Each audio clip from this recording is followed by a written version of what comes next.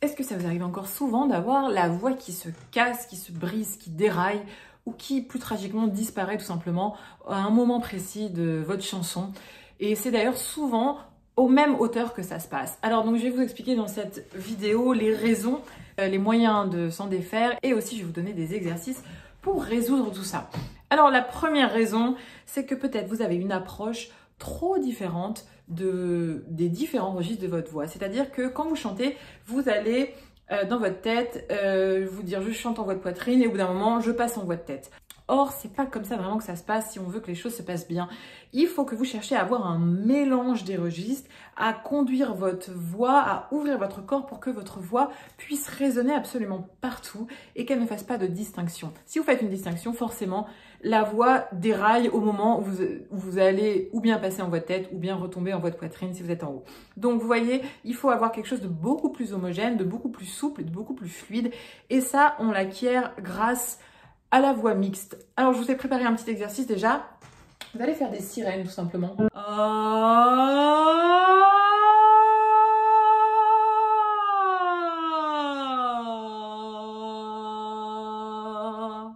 Ok, faites-le.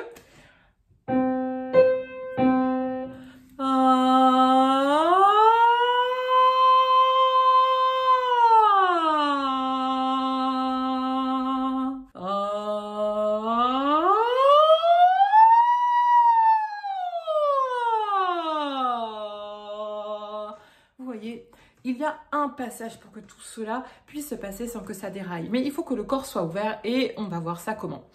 Deuxième raison, peut-être que vous n'avez pas encore compris précisément ou vous ne savez pas vraiment comment trouver cette voix mixte. Alors là, je vais m'expliquer rapidement. La voix mixte, c'est une voix qui résonne autant en voix de poitrine qu'en voix de tête. Alors bien sûr, plus vous allez chanter aigu, plus elle partira résonner en voix de tête, mais elle ne rompra pas le lien avec la voix de poitrine. Elle résonnera quand même un peu en voix de poitrine.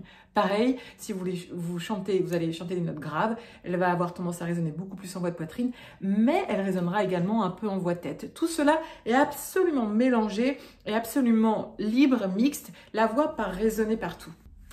Troisième raison, peut-être que vous ne savez pas encore précisément anticiper vos notes de passage. Je m'explique. Vous savez, dans votre voix, vous avez plusieurs registres. Vous avez un registre grave, un registre médium, un registre aigu. Et ce qui va faire le passage entre les différents registres, eh ben justement, c'est des notes de passage. C'est-à-dire que ça va être le moment où vous allez changer de registre.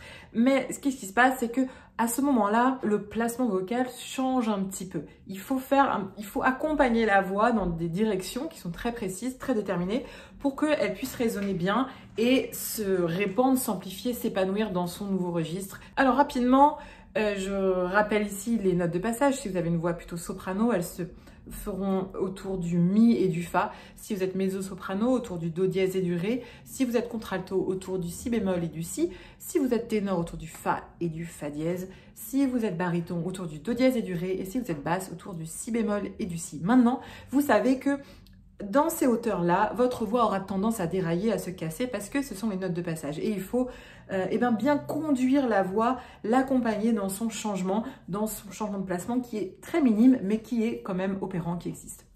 Alors voici un petit exercice pour voir ça. Vous allez faire... Et là, vous sentez les différents registres, mais vous sentez que les vibrations sonores ne font pas de distinction. Les vibrations résonnent partout.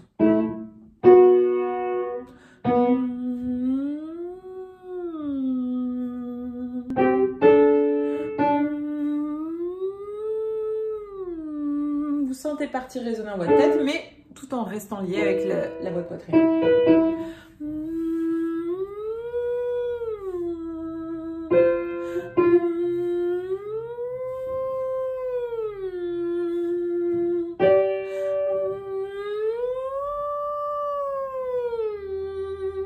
Vous faites ça sur votre tessiture. Après, vous faites la même chose avec des bulles.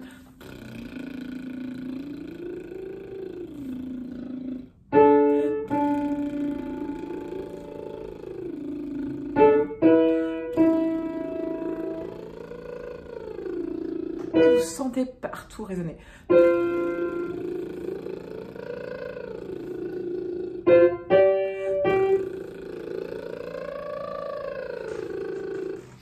ça marche mieux, vous pouvez faire ça avec des V,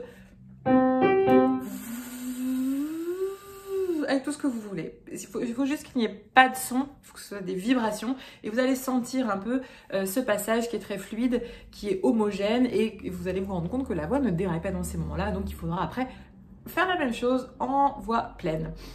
Alors, j'ai un autre petit exercice pour continuer sur tout ce qui concerne les notes de passage, la voix mixte et pour empêcher votre voix de se dérailler, ça va être une quinte en descendant. Vous allez faire ba ba ba ba ba.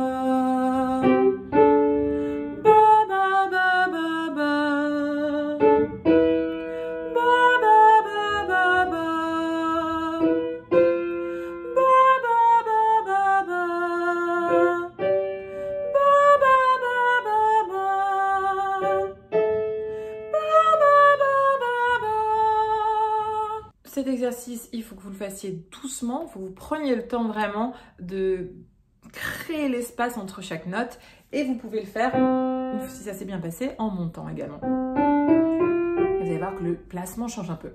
Ba ba ba ba ba. Ba ba ba ba ba. Ba ba ba ba ba. Ba ba ba ba ba. Ba ba ba ba ba. Ba ba ba ba ba. Il faut créer l'espace avant la note aiguë, avant le passage. Et ça, c'est tout le travail de la technique vocale. Donc, je vous invite à faire ça très bien. La quatrième raison pour laquelle votre voix déraille, et c'est la raison la principale, c'est la raison la plus importante, et c'est aussi grâce à celle-là qu'on résout la plupart des problèmes techniques, c'est le soutien, et plus précisément également la respiration. Donc, si vous êtes ici, vous comprenez que vous êtes déjà de façon beaucoup trop haute. Si vous respirez là, vous êtes trop haut et vous n'avez pas déjà de contact avec votre voie de poitrine et vous n'aurez pas assez d'espace et vous ne pourrez pas avoir accès aux bons muscles pour soutenir le son. Donc le soutien, c'est vraiment ce qu'il y a de plus important. C'est l'équilibre entre la pression de l'air et les résonateurs. C'est ce qui va permettre à votre voix d'accéder au résonateur, de la diriger, de la contrôler. Mais pour avoir un bon soutien, il faut avoir une bonne respiration qui est beaucoup plus basse, qui est ventrale, qui est diaphragmatique et intercostale. Ce soutien, donc ce sont des musculatures très souples, pas du tout rigides, très douces et qui se font au niveau en dessous des côtes, c'est-à-dire que ça va être de façon un peu intercostale, il y aura une notion d'horizontalité, une notion de verticalité plus diaphragmatique. Donc apprenez bien ça, intéressez-vous au soutien, intéressez-vous à la respiration et c'est vraiment ce soutien-là qui va permettre à votre voix de ne pas dérailler parce que c'est exactement à l'image d'une route et d'une voiture. Vos routes portent la voiture et là c'est vraiment le soutien qui porte notre voix, qui la conduit quelque part, qui la dirige. Donc c'est très très important.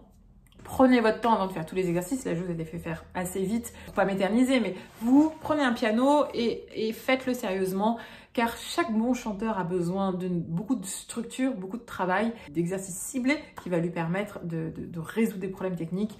Donc voilà, si vous voulez en savoir plus sur tout ce que je vous dis, toute la méthode que je transmets, qui est tricentenaire, mais qui a été modernisée à la musique pop, au blues, au jazz, au rock, mais aussi bien sûr à la musique classique, eh ben, vous pouvez télécharger un cours gratuit dans lequel je vous accompagne pour voix féminine et voix masculine, et vous pouvez également télécharger un kit de démarrage grâce auquel vous allez avoir dans votre boîte mail les rudiments de cette technique, fameuse technique que je transmets. J'espère que cette vidéo vous a plu. N'hésitez pas à mettre un petit like ou à la commenter, je vous réponds. Si vous avez des questions, n'hésitez pas. Et je vous dis à très vite pour une nouvelle vidéo. Ciao!